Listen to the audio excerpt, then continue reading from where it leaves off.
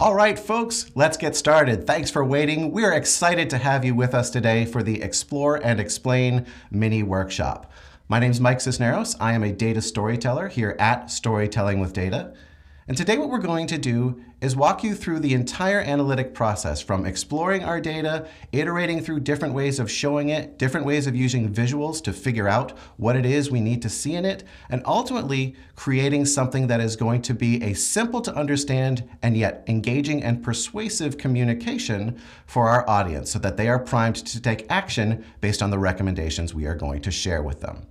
Now that last part, explaining the data to our audience, that part is absolutely essential, but it's the part that a lot of us who are analysts feel a little bit uncomfortable with because it's not really what we chose to get into in our professional careers. But it's so important that we think about doing that effectively that we're going to spend a lot of time today talking about how to go from the part that we're comfortable with to the part that is absolutely essential. We're going to do this through a case study, and as we go through this case study, I'll walk you step by step through each part of our analysis.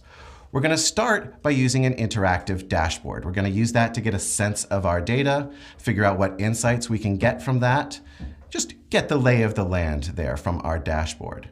We'll also explore a slightly different way of investigating our data early on, which is with a complex chart. And unusual complex charts can be helpful at this stage of the process, even if oftentimes they're a little too complicated to use in our final communication. From there, we'll refine our insights. We'll switch to using simpler charts. We'll dig deeper into our data, we'll refine our understanding of our case study, and we'll also clarify our ideas of what charts might be useful in that final communication. That final communication, by the way, is our goal for today. We're going to use words, visuals at the same time to create a narrative, to tell a story. We'll deliver our findings and our recommendations in a way that is both clear and persuasive to our eventual audience. Now, all along the way today, I would encourage you to participate. We have the chat window going. Feel free to put questions in the chat. We'll be watching that as we go. And in the back half of today's workshop, we'll have plenty of time to address the Q&A. I want to kick things off today by explaining the case study. We're going to be talking about a case study today. You should probably understand what it is that we're doing. So I want to put you in this frame of mind. Your company has acquired a media production house called Heliotrope. Their slogan is quality media for discerning viewers. So you get a sense of what kind of niche in the market they were going for there. Now, our company acquired Heliotrope largely because of their most famous and most popular show, which is a drama called Canterbury. I mean, you can imagine this is sort of a period piece. And it is far and away the most successful show that Heliotrope has ever produced. It's not the only show they produced, of course. There are 90 total shows in their catalog, but none of them have reached the same level of critical acclaim or actual viewership numbers or success on any other particular level. Now, the prevailing wisdom in the media sphere, let's say, is that Heliotrope wasn't doing especially well because they weren't particularly focused with their product. They had shows across all different genres. They didn't target any particular demographic. And a lot of their shows, frankly, were too expensive for the kind of numbers that they were pulling in. Nevertheless, our company decided that Canterbury was such a good asset to have, they were willing to purchase Heliotrope in its entirety. However, they want to make it a more valuable asset. So what they're going to do is streamline, starting by streamlining the number of shows. We want to reduce that number by about 80 to 85%. We also want to make sure that the shows that we keep have something to do with Canterbury. That is our tentpole show, our most popular product. So if we're going to make our brand cohesive, we want everything else that we produce to make sense based on this existing popular show. And finally, as always, this is a business. So we want to make sure the numbers make sense. So the production costs, the return on investment that we get for each show, the number of viewers we get for the dollars that we're putting into producing the shows, those all have to make sense as well. So your team has been asked to perform an analysis on a path forward. How can we actually accomplish this? Honestly, can we accomplish this? It's not even clear at this point if this is a possibility. So what we have to do is start looking at the data to see if it actually can be accomplished. Once you acquire this company, fortunately, you also acquire the data that goes along with it. So now we have access to all kinds of information about all of the different shows in the catalog. And you have a colleague on your team who got very excited about this data and decided to put together a dashboard. I'm going to put the dashboard up on the screen for you now.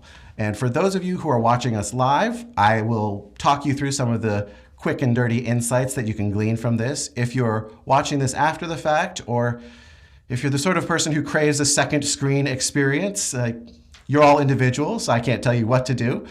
But there is a link there on the screen. It's a bit.ly link, bit.ly/explore explain. You can go to the live interactive dashboard there if you so desire. But let's look at this dashboard just quickly together and figure out what jumps out at us as we're trying to determine what our data actually is here. Let's just get acquainted with it. The first thing I see is that we know what categories of data we have. I can see there's some demographics data. We know that most of our shows are appealing to Gen X, Millennials, or Gen Z. We can see that we know what genre of show we have available to us. There are 6 different genres of show. Those are each represented by different colors in this dashboard. We see we have viewership numbers, we have production costs, and there's some filtering tools in there as well. Even without having to click anywhere, some things start to jump out at me. For instance, I can see that in terms of demographics, it's Gen Z that kind of falls behind. Gen X and Millennials have roughly equal share of the total audience across all shows. You can see that in the donut chart, as well as in the KPIs, the numbers at the top of the dashboard. As long as we're talking donut charts, let's talk about that colored donut chart in the middle. It's talking about the share of viewership that goes to each genre. We can see that the drama shows have the largest share of viewership. However, that doesn't tell us anything about how many shows we have in each genre. For that, we have to look up at the top of our dashboard, and we see in this unit chart here that every box here represents a single show. And those yellow shows, which as I see are reality shows, are the most common show we have. 30, I believe, total shows of our 90. I don't know about you, but when I think prestige quality media, reality show isn't where I go to. So that might be something we consider as we think about what shows we actually want to keep. We already know, sort of through stories, that Canterbury is the most popular show on our streaming platform or in our production company. I can see that reflected in the charts down at the bottom. I can also see it's the most expensive show as well. Now, dashboards like this are meant to help us to discover things that we want to explore more deeply. And when we talk about discovery here, I always think of discovery as 3 different levels of discovery. There's always a lot you can find, but sometimes what you find proves to be more of a distraction than an actual assist. The first level of discovery that I always think of are outliers. Really easy to see outliers in dashboards. And in fact, they're often pulling focus. In many cases, they're distracting. For instance, in this case, Canterbury, down at the bottom of the screen that we looked at before, it stands out, but we already expected that it would. Visually speaking, having a huge outlier like this makes it harder for us to see the finer differences among all of the other shows that we're trying to think about. And that might not be what we want. We might want to be able to see those a lot more clearly. So sometimes outliers are a little counterproductive when it comes to getting a deeper understanding of our information. Let's move into the second level of discovery, which I think of as trivia. I look at that bottom left chart there, and as I start to scan down it, I only have to go through the top 11 shows before I realize, hey, guess what? There's a show from each one of these 6 genres of show among our top 11. Yeah, cool. So what? Is there any business decision you can make based on this? Absolutely not. But this is the challenge that I always had in my analytic career, is finding things that were just interesting to me and then getting caught up in trying to figure out, ooh, is that interesting? Is that cool? I wonder what else I can find. It's hard to let go of these things. But when what you're finding is trivia, you've got to let go of it, because what's important is finding the things that fall into that third category of discovery, which is insight. Things that are interesting but could have an actual impact on any business decisions that need to be made. So for instance, let's zoom in on that bottom right-hand chart down there. It's a scatter plot that's showing us the costs of a show versus the number of viewers who watch the show. And I can see that those yellow circles there, those are the reality shows. And they're by far the cheapest to produce because they're the furthest to the left on that horizontal axis. And they don't seem to have any obvious drawbacks in terms of popularity on that vertical axis. It seems like they're roughly the same with some of the other genres. So maybe we shouldn't be so quick to dismiss reality as a type of show we want to get rid of. Now, they may not be prestige shows, but they have a pretty good return on investment. Something else I can find from a chart like this, I look at that orange dot that's way out on its own up at the top. It's an outlier, so it's probably Canterbury, and in fact it is. But the other thing I notice is that amongst all of our orange drama shows, most of them are down here below that reference line, which if I look more closely, I can see that's the line that represents the average return on investment, the average viewers per $1,000 spent. So is it possible that Canterbury is the only quality drama that we have that's worth keeping? Again, that's a question we might want to dig into more deeply. Other insights might only become more obvious when we start faceting and filtering, like now I'm looking at that viewership numbers in a simple bar graph. It was the bottom left-hand chart in the original dashboard, but now I'm just filtering down to Gen X. And I can see that Canterbury is not even the most popular show for Gen X. It's actually the second most popular. And since we know that overall Canterbury is a very popular show, it must be some other demographic to which this truly appeals. Exploring this dashboard is giving us a good bit of top-level info, some clues about where to look next, but sometimes it's hard to get a complete understanding when you're clicking and zooming and filtering in on a dashboard. We'll get there, but it might take some more focused investigation. So let's turn to a few different options.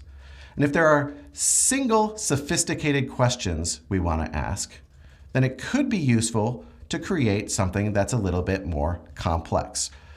It's going to be challenging for an audience to understand, but that's not inherently difficult when we're still just exploring that data on our own.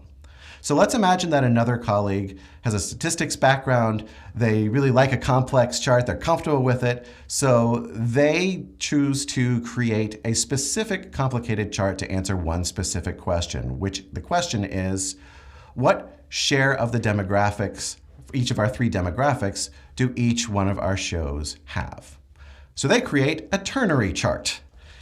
It may or may not be familiar to you. If it's not familiar to you, don't worry. It's not commonly used. It's commonly misused, but it is not commonly used. But it is meant for that specific situation. It's when you're trying to show what percentage each thing has of three different components. Like if you had 10 glasses and you fill them up with random amounts of red and yellow and blue liquid, but you fill them all the way to the top, you could then use a ternary chart to show what percentage of red and yellow and blue liquid each glass had. But how would you actually do that in this chart? What does it mean? How do you visualize that? I'll quickly explain it to you. So it would be easier to explain this if I do this for just 1 point. Let's imagine we're trying to plot the relative share of each demographic that Canterbury has. So we know it's some blend of Gen X, Gen Z, and millennials. I'm going to start with Gen Z. So you can see that the bottom left of the triangle is the point that says Gen Z. So that right-hand slash there, imagine that's the baseline. So if Canterbury actually had 100% of the audience was Gen Z, you would plot it right where that point is in the bottom left of the triangle.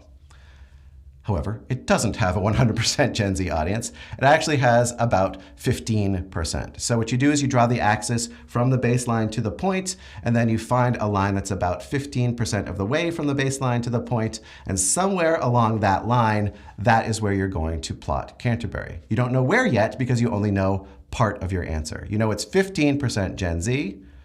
You have another couple of axes. Let's look at the Gen X axis. We know it's about 12% Gen X. So we'll find a line that's 12% towards the Gen X point, draw a dotted line in there. And where those two lines cross, that should be where the point goes. You really don't even have to look at your third dimension. If you do, make sure that it's where you think it should be. And yeah, it is. It's about 72% millennial. So that's where we would plot our Canterbury point. Pretty cool, actually, that we've found out now that Canterbury has a huge millennial audience.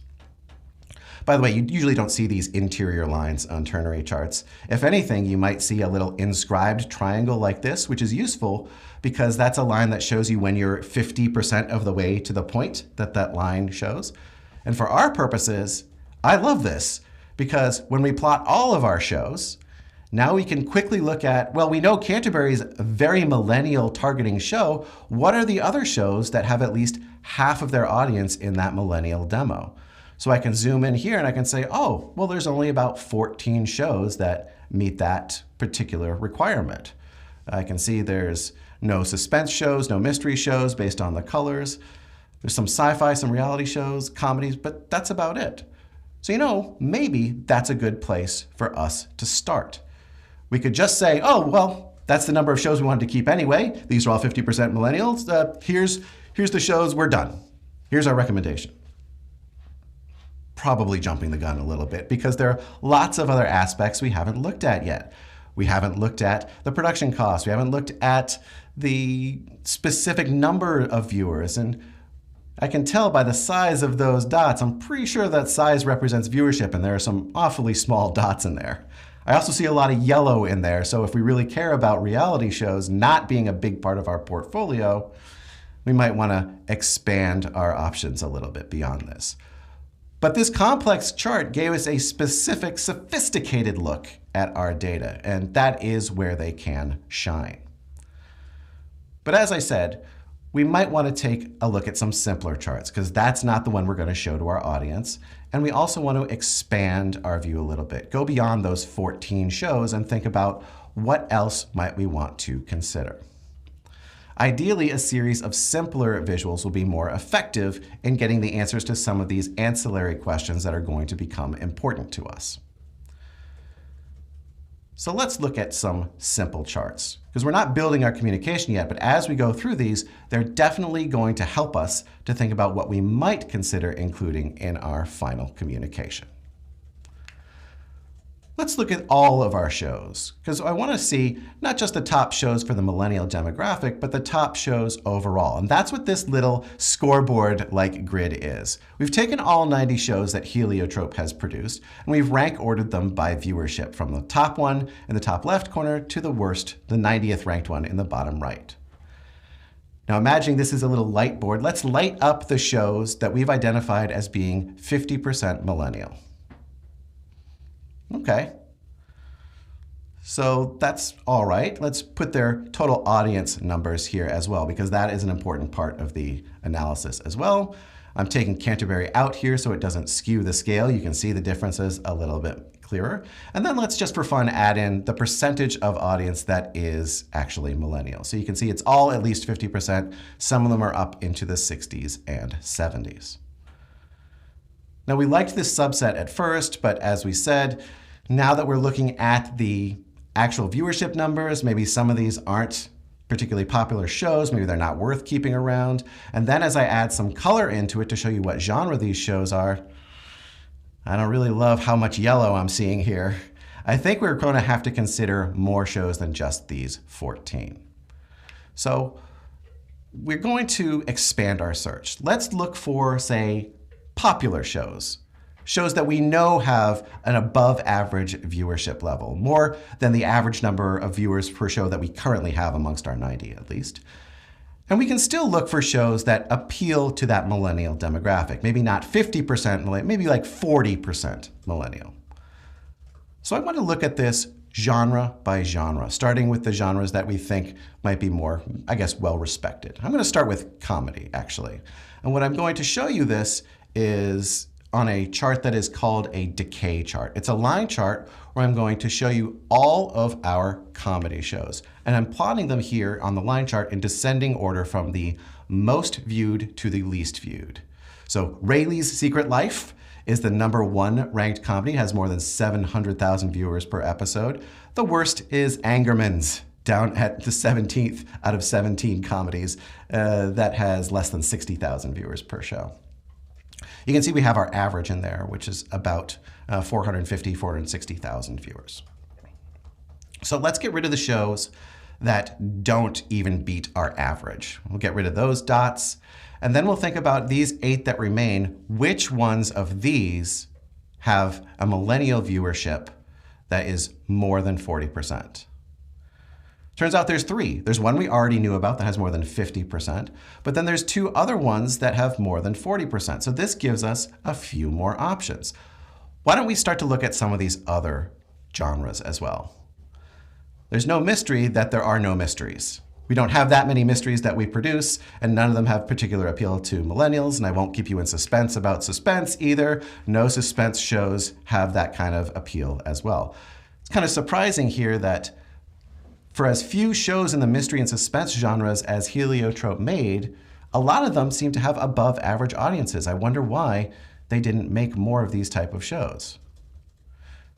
As I think about it, this is exactly the kind of trivia that I need to learn to let go of as an analyst, because this doesn't have any effect on our business decisions going forward. So let's move on. Let's look at some other genres. Let's look at sci-fi shows. There are a few shows that fit our categories here for millennial viewership. 3 or 4 we can add. I say 3 to 4 because one is just below that 40% mark, but it's popular, so why don't we consider keeping it?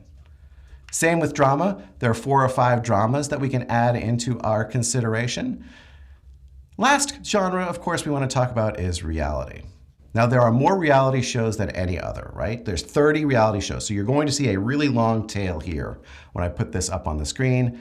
And you also see that a ton of these shows are below our average viewership. So that's another strike against keeping this genre of show. And there's only one of all of these 30 that have a specific millennial appeal and are above our average viewership numbers.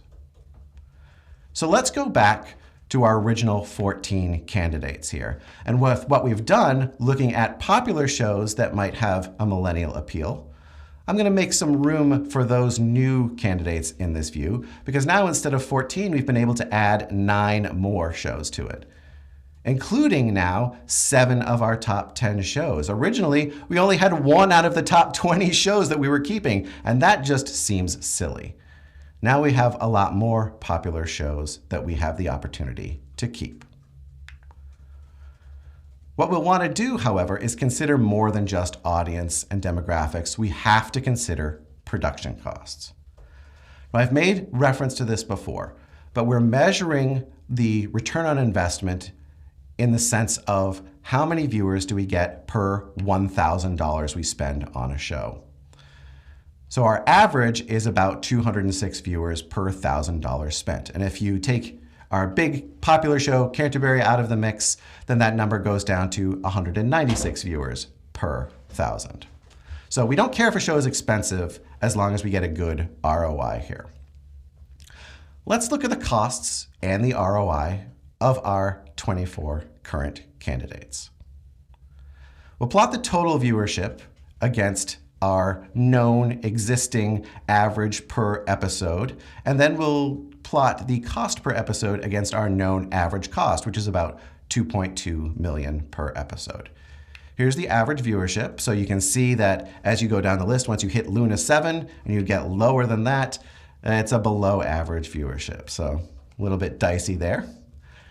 And then when you plot the cost per episode, one thing you notice is there's really no correlation between cost and popularity. It's all over the map here. Anything that's highlighted in orange now is above average cost. So if something is above average cost and below average viewership, there's no reason on God's green earth we should keep this, right? These shows should be out the door immediately.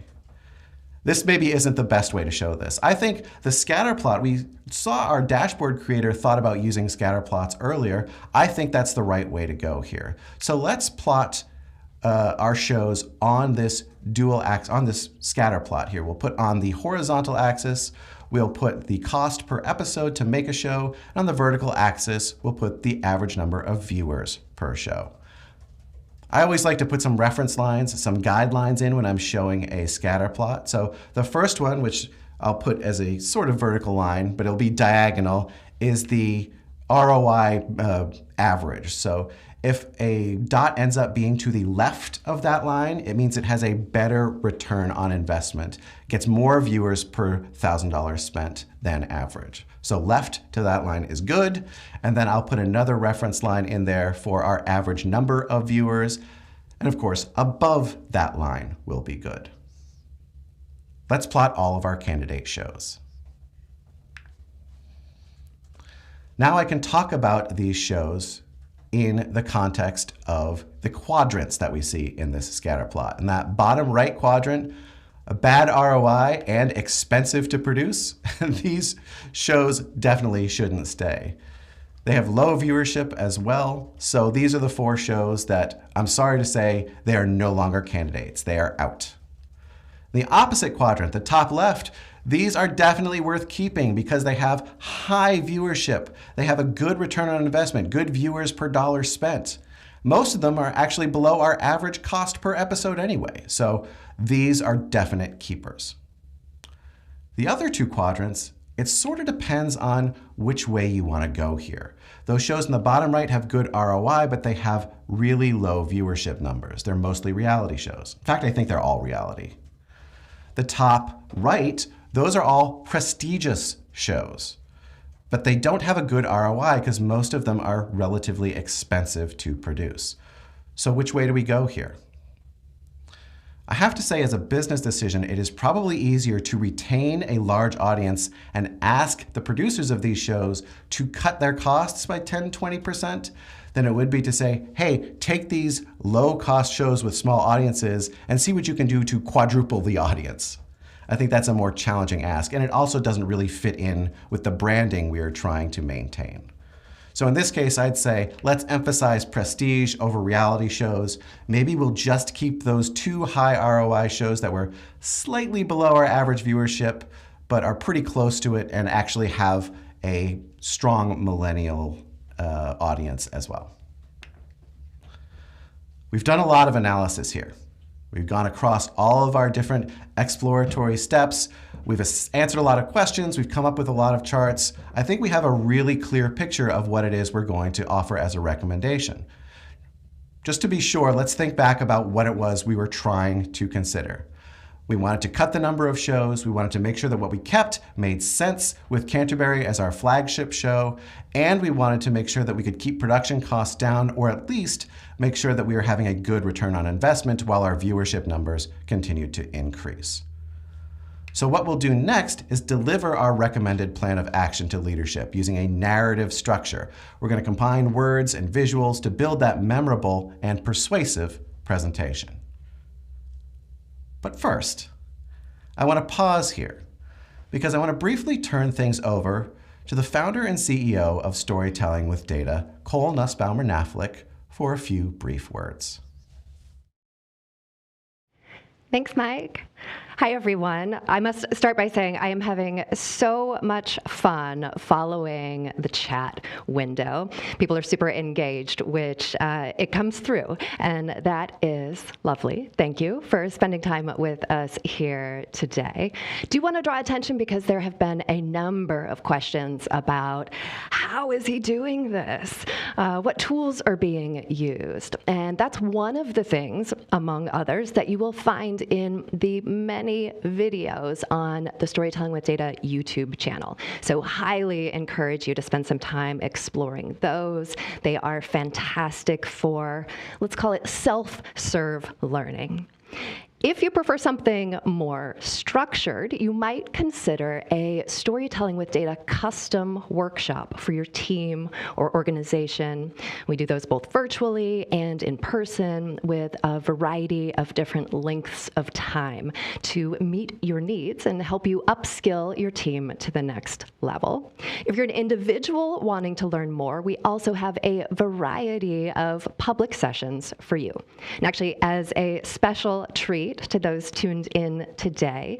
Offer you a 10% discount on any of our 2024 upcoming sessions. You just need to use the code EXPLOREXPLAIN at registration. That's EXPLOREXPLAIN, one word. We have sessions coming up virtually, storytelling with slides, storytelling with data.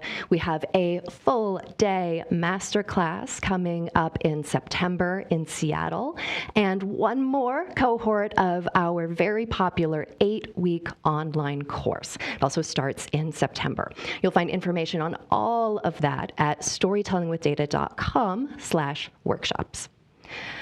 One thing people love about our workshops is that they often walk away with a book. And I imagine some people may have signed up and tuned in today to see if they are among one of the 100 recipients of our latest and greatest, Storytelling with You.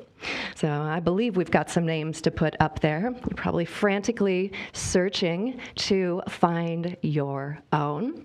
And as a last-minute decision, I had a great conversation with Nathan Yao recently. He released a second edition of his book, Visualize This. So we're going to throw a few of those into the mix as well.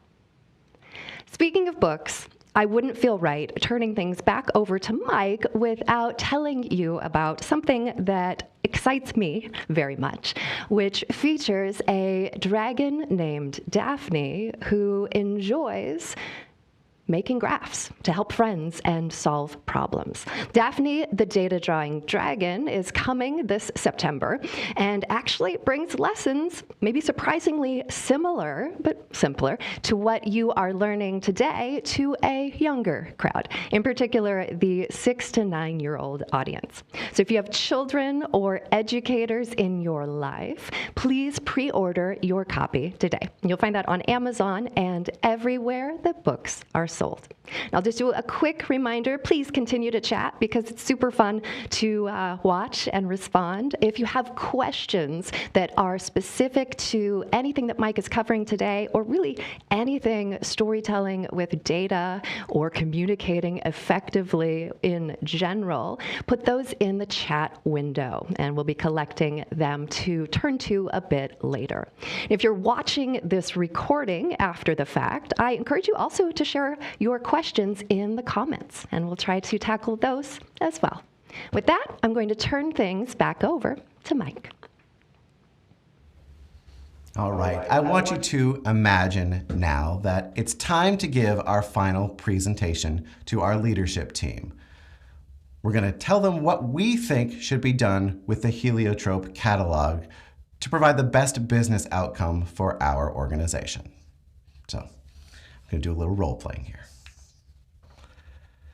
Thank you for being here today. As you know, as part of our recent acquisition, we are now the proud owners of the Heliotrope production company.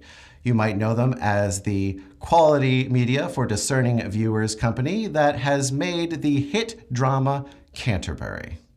But that is far from its only show in its catalog. There are actually 90 shows overall that we have acquired.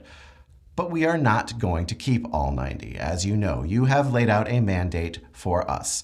You want to streamline our newly acquired portfolio with 3 specific goals in mind. First, we wanted to build that portfolio around Canterbury. That meant learning about the audience, learning about the show, and seeing what we could do to make sure that everything we keep supports that tentpole show. We are also going to make sure that the number of shows we produce is dramatically reduced, cut by 80 to 85%. That will allow us to keep costs in line and allow us to get rid of some of our lower performing shows. This is the amount of money we are willing to put into this particular acquisition. Finally, we wanted to take those production costs under consideration. We want to improve our return on investment, make sure that the money we're putting in is returned to us in terms of the number of viewers we're getting back for every dollar spent. And I have good news for everybody in the room here today. We see a way, essentially, to achieve all of these goals. And in the next few minutes, I'm going to explain how, and then I'll talk about what next steps we can take to make sure that this happens. Let's take these goals in order, starting with building around the Canterbury audience. In order to do this, we had to learn more about the show. Who watches it? How distinctive is this show? How expensive is it? How popular is it? Without the answers to these questions, we couldn't effectively choose other shows to keep.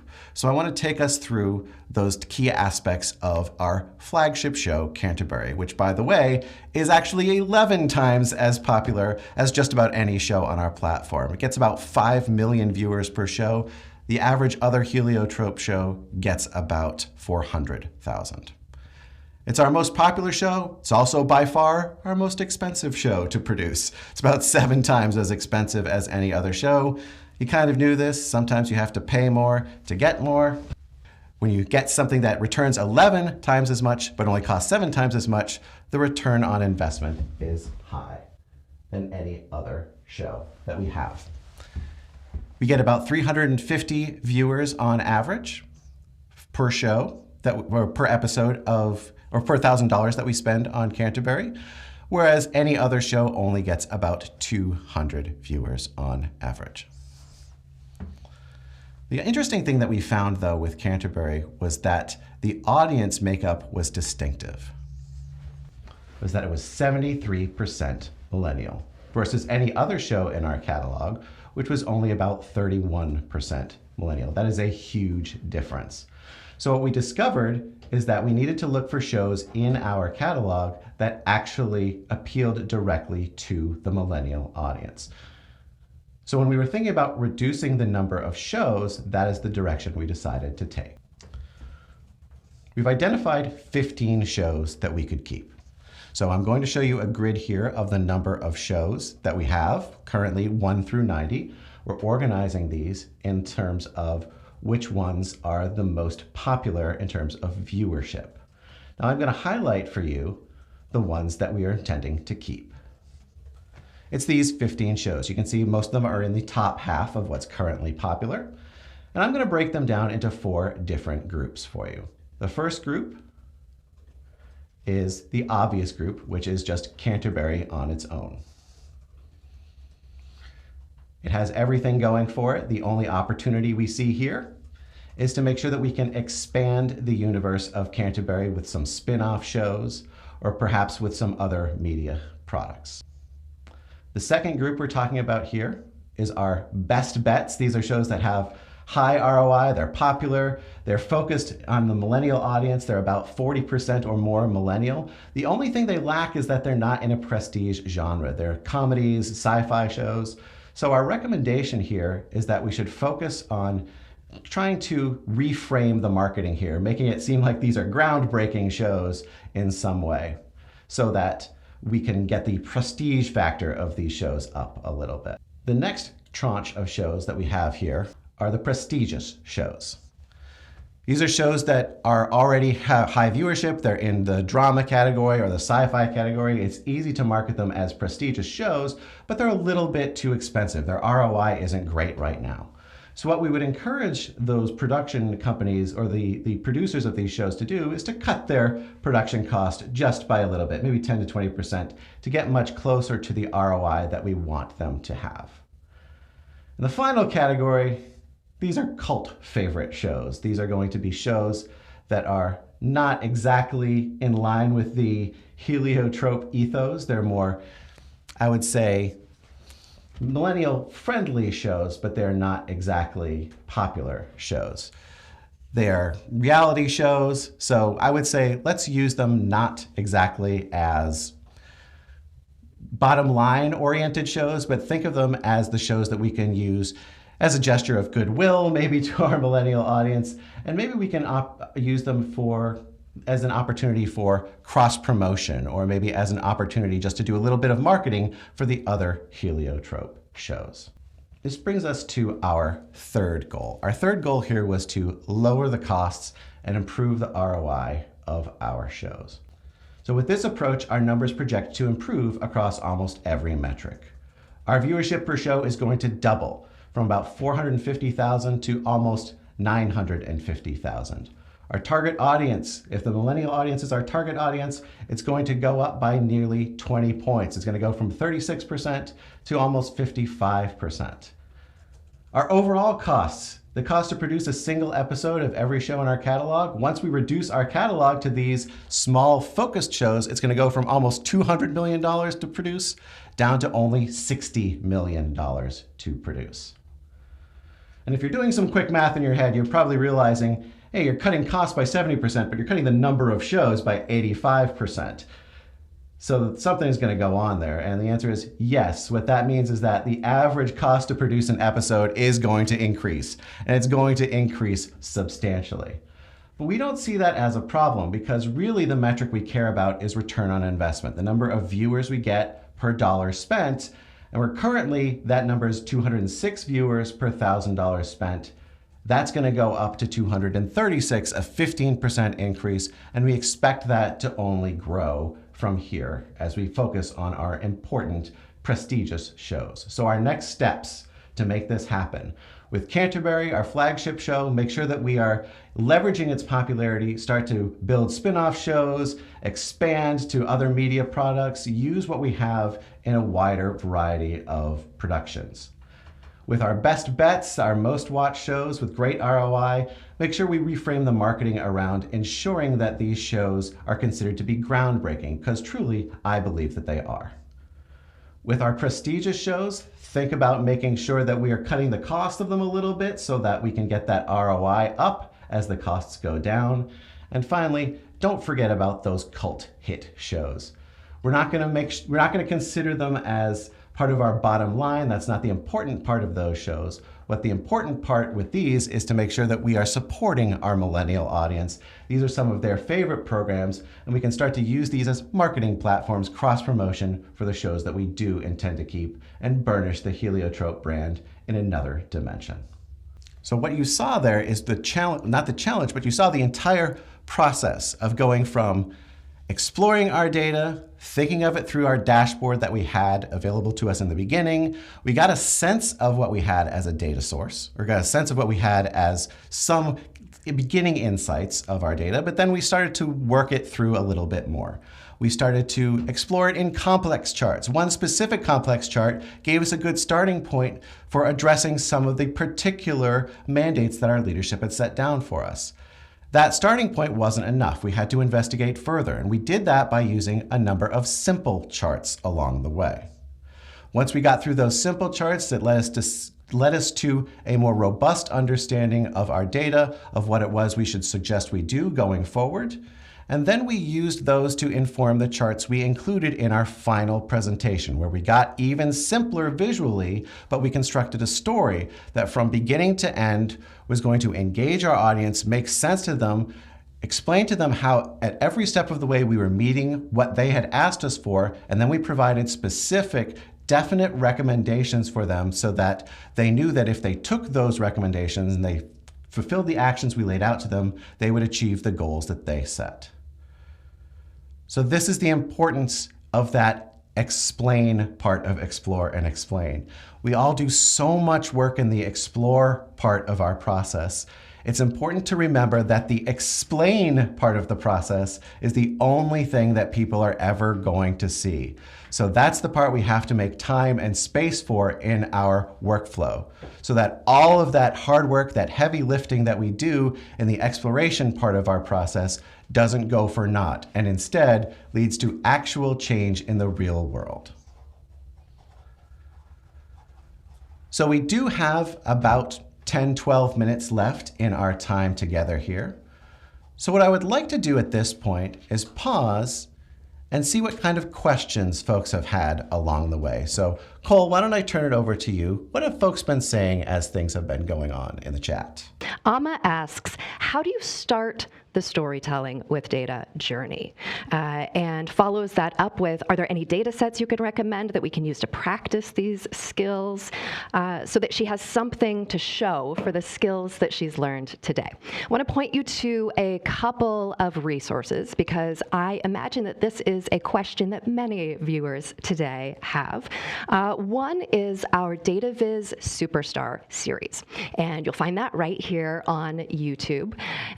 which will really take you through a process of evaluating where you are at currently, helping you understand what that next step looks like, doing all of that in the context of where your team is at in their journey, which can help you approach things in a really smart way.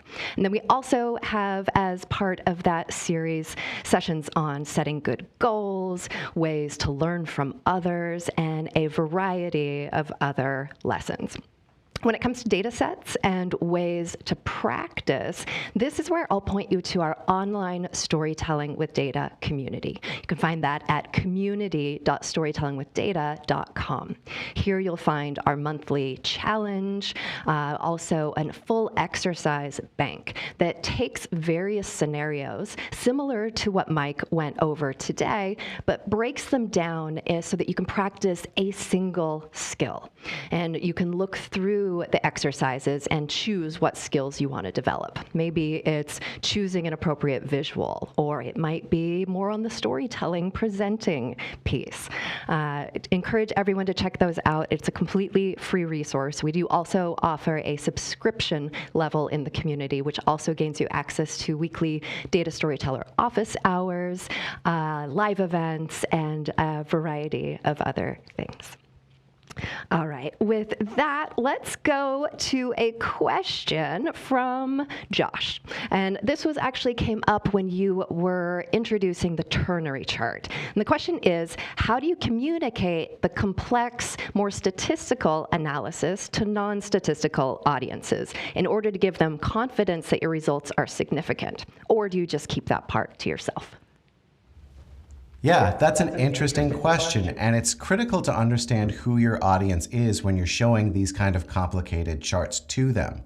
When you are a statistician and you are showing complicated charts to other statisticians, you almost have to show something that is complicated or has all those caveats because you don't want to lose the credibility that you would have with that audience if you were to leave out things like, do I have a confidence interval that I need to show? Are there p-values that I have to include? Are there other caveats that have to be mentioned here? But if you're at the point where you're communicating to a non-statistical audience, imagine not that you're a professor, not that you are teaching people, but you have to remember that people are smart but not informed necessarily about what it is you're talking about. So if you reveal piece by piece the chart, the complicated chart or the complicated analysis that you're doing, you're more likely to get them to understand that complicated, sophisticated analysis than you would be if you dropped a whole complicated visual in front of them all at once, which is kind of throwing them to the wolves and saying, here, I'm going to talk while you try and figure out what you're looking at. That's really intimidating for an audience that's not as familiar with those charts as you are. So instead of doing that, try showing the framework of the chart you're going to show, maybe showing just the axes or showing the outline, or explain how the chart is going to work. Reveal maybe one data point to start with so people can understand, oh, this is what it means when I see one thing. And then you start to add in, here are some other data points, here's what's interesting about these, here's the entire universe eventually, because people are able to understand things when they are told them bit by bit, piece by piece, when you lead them down an ever-growing path of understanding instead of dropping something on them all at once and hoping that they'll just make sense of it. That's really not how we learn. And it's also not considering that your audience wants to understand what you're showing them. They want you to succeed and they want to know what you're telling them, so make it as easy for them as possible. By the way, doing that is much more likely to get them to buy into what you are recommending them to do because they feel like you've arrived at that solution together instead of them having to fight their uncomfortable misunderstanding or challenge of understanding what it is that they're seeing. We've had a number of questions come up in the exploratory phase of things. Allie asks, what initial steps should we take when trying to identify the right questions? Anna's asking what business questions would be good to ask by an analyst in general, regardless of the industry. We have a question about the ideal ratio of time spent between exploring and explaining. And also from Josh, how to save yourself from slicing and and dicing the data continually when there's nothing more to find, right? Maybe even past that trivia stage. So I'm going to share a quick anecdote, and then I'll turn things over to Mike, because the second part of Allie's question was, how important is it to clearly define our objectives before diving into the analysis? Can you describe a common path or process for formulating a question that can be answered with data? So I will recall an anecdote from my time spent at Google, where every year we would do this massive employee survey. And we had to start thinking about the questions we would want to answer, even to design the survey instrument, and then to direct our analyses as well. You just have to be careful when you do this, when you're defining your questions and what you want to learn up front, that you're not biasing the way that you look at the data and only looking for things that confirm your hypotheses going in. And in fact, in this case, it's probably even more important to really interrogate the data and consider alternate hypotheses. And what this would mean is we'd be changing our storyline as we learned more about the data. But this is one way to do a more directed exploratory data analysis. There are certainly other ways, though. For example, as many people allude to in their questions, starting with questions. Mike, what do you have to add related to that? Well, one of the things that you mentioned in terms of, there was that question that I got hung up on, which is the percentage of time that you have to spend on explaining things versus the percentage of time you spend on exploring things. And when you have so many questions, that exploration time gets larger and larger and larger. And the thing is, we often forget that we have to allocate any time at all to the explain part of things.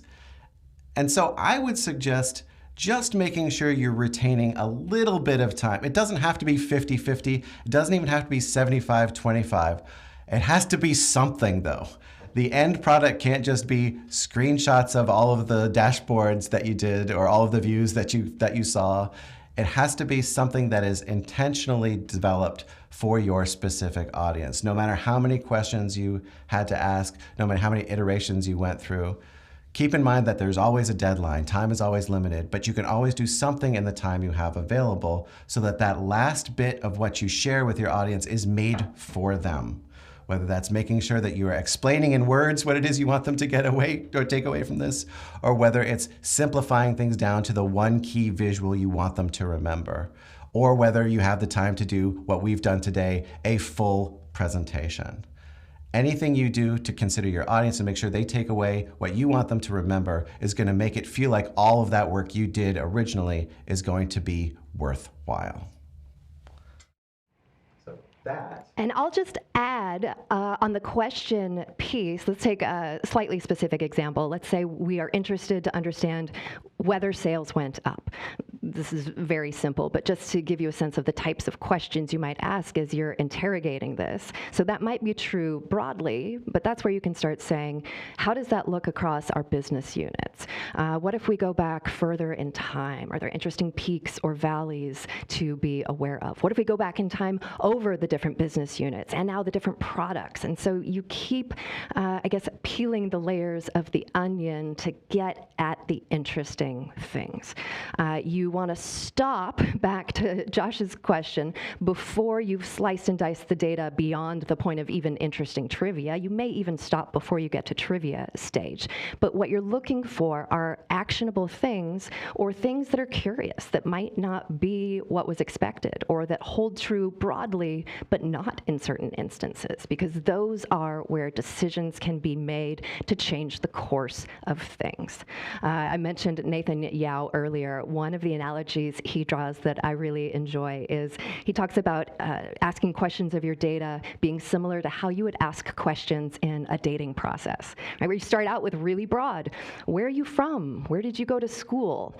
This would be given a data set. What's the average? What does the range look like? And then you get more detailed, right? You get to some more interesting questions. And this is where you might not be looking just at aggregated data, but actually diving in and looking more specifically at one part, at all the data points. And this is really the art part part of exploring data. I just put up a blog post recently on this, but I've long thought that there should be apprenticeship in this space because that would be a fantastic way to learn exploratory data analysis. But I have a feeling that we'll be putting out more resources in this realm as well. We're going to do one final question and then wrap things up today. This goes back to one asked by Guthrie. I'm going to change it slightly and ask, what should people keep in mind for success when employing storytelling? One thing I would encourage you to remember is that storytelling is something we all know how to do naturally. We tell stories in our daily lives all of the time. It's how human beings have always communicated across millennia of history. If you start to think about how you would tell a story, just including data as part of that story, what you will find is it starts to feel natural. It starts to feel easy. It starts to feel a lot more like this is how we should have been doing it all along. And like anything else, the more practice you get at it, the easier it will be, the faster it will be, and the more you will feel confident in your ability to communicate effectively with data. So with that, I want to thank everybody for joining us today. Make sure to like, follow, subscribe Storytelling with Data on YouTube since you are here with us now. And if you want any more information about our resources, feel free to follow us or find us on our website at storytellingwithdata.com. I had a great time talking with you today. Thanks for all of the great questions, and have a wonderful rest of your day.